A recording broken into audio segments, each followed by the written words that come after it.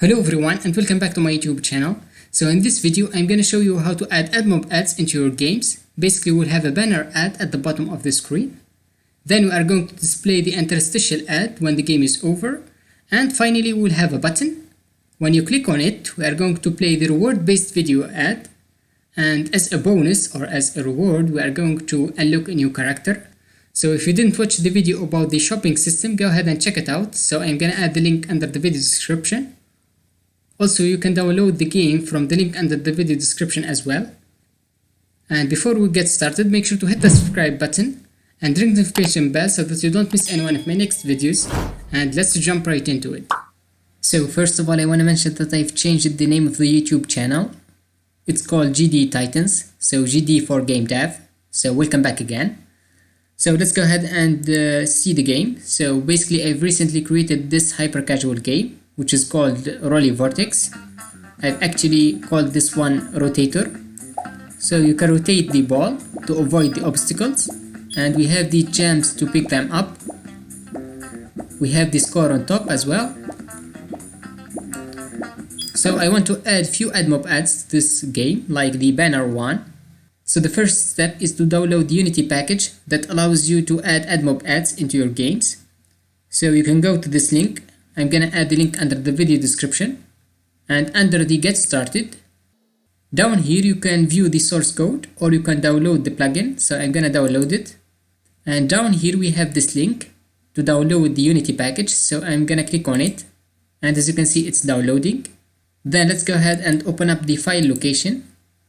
So I have this file under the downloads. So we need to import it into the project. We need to go back into Unity, and then we can go to assets, import package, and it's a custom package. So let's go ahead and select it from the downloads and open it up. Make sure that all of the files are selected, then hit import.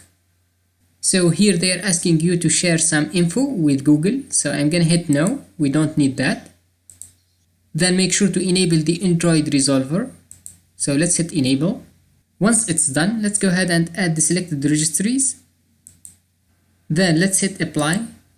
You could also go to assets, external dependency manager, and under the Android resolver, go ahead and select resolve. And now we've successfully added the plugin. So now we need to create a script that manages the ads. So we need to create an ad manager script to add the banner ad as well as the interstitial. So let's go ahead and create a new script under the scripts folder using right click, create, C# script, and let's call it ad manager. Then let's go ahead and open it up in Visual Studio.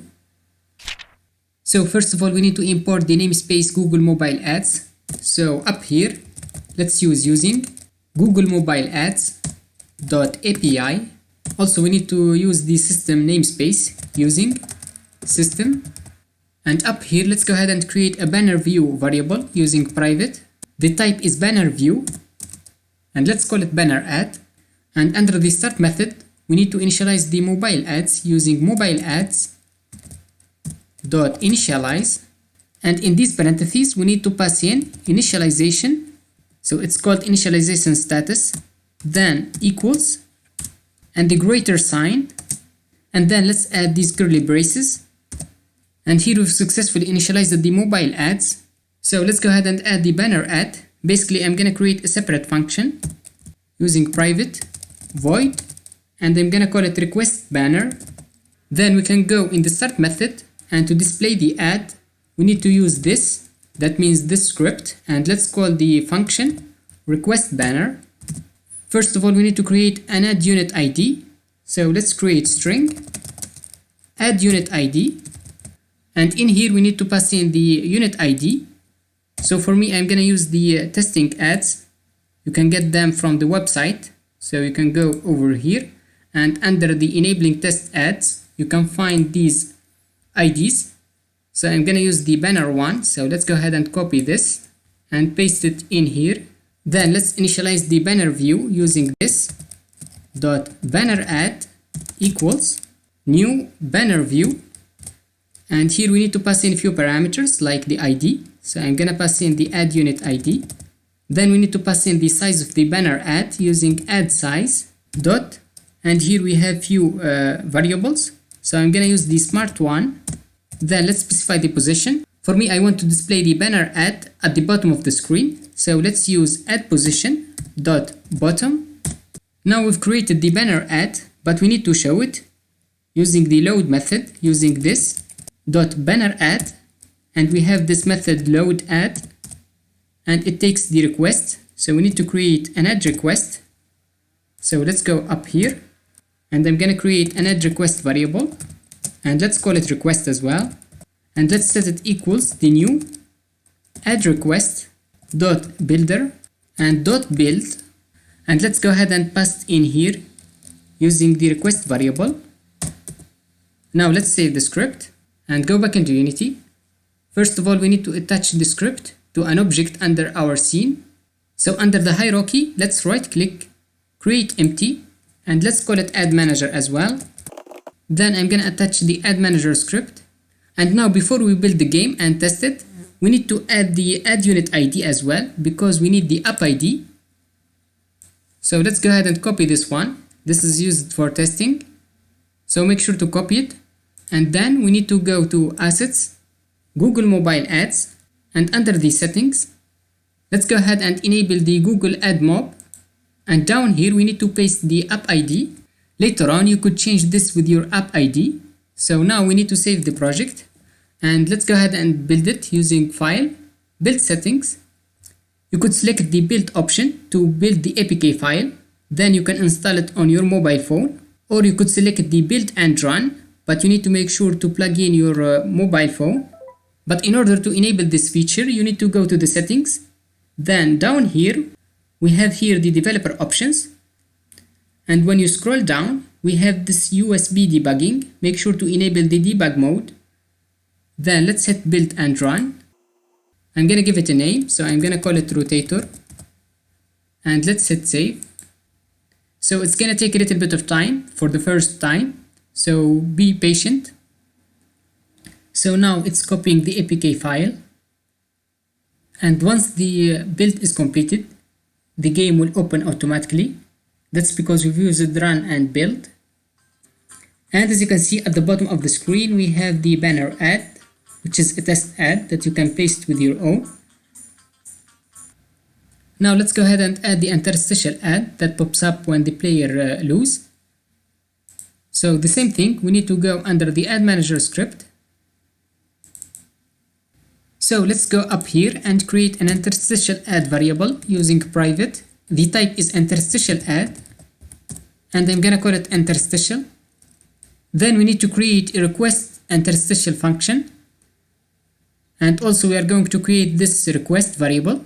So instead of copying this line of code, I'm going to create a separate function as well using private. The return type is an add request. And let's call it create add request. You don't need to create this one. I just want to create it to make things easier. And let's go ahead and return new add request dot builder dot build.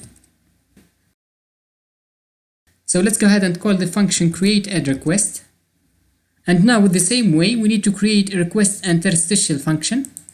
So basically I'm gonna copy it. The same thing, we need to create the add unit ID. I've used the testing IDs. Then down here we need to check if the interstitial ad is not null, then we need to destroy the previous one. And then we need to create the interstitial ad using a new interstitial ad, and you need to pass in the add unit ID. And finally we need to load it using this .interstitial.load, and I've passed in the create add request function. You could use this as well. That means this script, so the function under this script, which is create add request. But now in order to show the interstitial ad, we need to create another function to show it, because an interstitial ad is not like the banner one. For the banner ad you just need to load it, but for the interstitial one we need to call a show function method. So let's go down here, and I'm going to create public so that we can access it later. Void, and let's call it show interstitial. Under this function we are going to check if the interstitial ad is loaded using if this dot interstitial, and we have here this method dot is loaded, and if it's the case we can show the ad using interstitial dot show. Otherwise we can display some kind of message that the interstitial ad is not loaded yet. So I'm gonna make a debug.log interstitial is not ready yet. Now let's save the script. Basically I'm gonna open up the game manager script to check if the game is over. In that case I'm gonna show the ad using the show interstitial method. So I'm gonna go under the game manager, which is this script, and down here I'm checking if the game is over or not. So we'll display the ad when the game is over, but first of all we need to load it. So we need to access this interstitial ad variable, and to do that you could use find object of type add manager, but let's go ahead and implement the singleton pattern. Basically we can create an instance of this class, and we need to make it static using public static. The type is add manager, and let's call it instance, and in the start method we can set the instance, or maybe we need to set it in the awake one. So the awake function is like the start one, but it's called just before. We need to check if the instance is null. In that case we need to set it to this script using instance equals this. Otherwise we need to destroy it, so else. Let's use destroy game object, and let's go ahead and return as well. And now we can go under the game manager. We need to request the interstitial ad before we show it. So in the start method I'm gonna use add manager dot instance, because the instance variable is a static one, we can call it like this, and then we can access the public methods like request interstitial. And under here, when the game is over, we can display the ad using add manager dot instance, and let's call the method show interstitial. Now let's save the script and go back into Unity. And now to check out that everything is working, you don't need to build the game over and over again. You can just hit play and it's gonna work on the editor as well. And as you can see down here we have the banner ad, and if I start the game and if I lose, we have our interstitial one. We can also close it as well, but it's a little bit annoying when you play it over and over again. You could add some kind of randomness. So instead of calling show interstitial over and over again, you could create a random value using if random dot range, and here you could specify the starting number. So we can create a random value between 0 and 2, and if it's equal 0 then we can show the ad, otherwise we don't need to show it over and over again. So this is a best practice. So let's save the script. And now before we finish this video, we want to display the reward based video ad. So when I hit play, I've already added a shop system, and as you can see we have few characters, and under here we can unlock a random one using the gems, but I've added this button. In fact, I want to play the reward based video ad when I click on this button, and when it's finished we can unlock a random one. So if you didn't check out the video about the shop system, go ahead and check it out. I'm gonna add the links under the video description. So let's go ahead and open up the add manager script, and over here we need to create the variable. The type is reward based video ad, and I've called that reward based video. And in the start method we need to initialize it and add the handler functions. So to create an instance, basically we use reward based video ad dot instance. This is going to initialize the reward based video variable. Then we need to set few handler functions. These are functions that are called whenever the reward based video ad is completed or when we close it. And the code will be like this. Here we are setting the handler functions like handle reward based video rewarded. We didn't create that yet, that's why we have this error. Basically we need to create two methods. One that is called when the reward based video ad is rewarded, and another one when it's closed. But before that, we need to request the rewarded based video ad using this .request rewarded based video ad. We didn't create this function yet. So let's go ahead and create it. So let's go down here. I'm just copying and pasting the code. So you can find this script under the video description. You don't need to create all of these. So here we have the request reward based video function. Also, we need to create another function like this one, show interstitial. So let's declare public void show reward based video. And down here we need to check if it's loaded using if this dot reward based video dot is loaded. In that case, we need to show it using this dot reward based video dot show. Otherwise, we can display the message like over here to tell the user that the ad is not ready yet, but I'm not going to do that. Finally, we need to add the callback functions, and the code will be like this. So this one is called when the reward based video is closed, and we need this one as well. So when the reward based video is rewarded, we need to unlock a new character. So down here, for example, we can create a boolean and let's call it is rewarded. I'm gonna set it to false by default. And under this callback function, let's go ahead and use is rewarded equals true. And once the reward based video is closed, we need to load it again using this dot request reward based video. And then we can use this variable in an update method. So I'm gonna create an update method under the start one. And let's go ahead and check if is rewarded is true. In that case, we need to set it to false again using is rewarded equals false. And then we need to call some kind of function that unlocks a character. In fact, I've created a character selector script. We can access it using find object of type character selector. And inside the script, we have the unlock random method. So I'm gonna call it.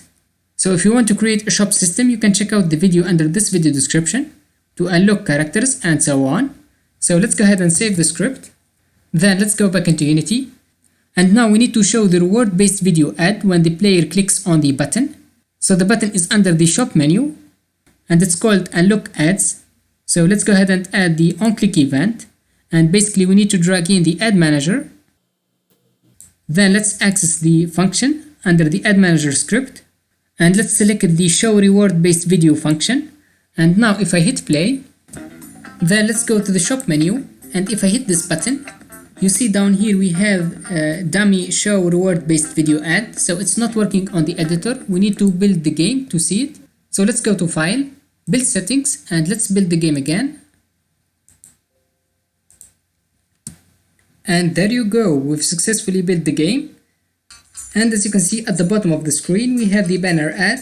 And if I go to the shop menu and hit this unlock button. This is a rewarded video test ad. Here comes the reward callback. Now let's go ahead and close it. And there you go, we have a new character that is unlocked. And we can play with it as well. So I hope you enjoyed this video. If you have any question or comment, make sure to write it under the comment section down below. Also make sure to hit the subscribe button and ring the notification bell so that you don't miss any one of my next videos. And I will see you in the next one.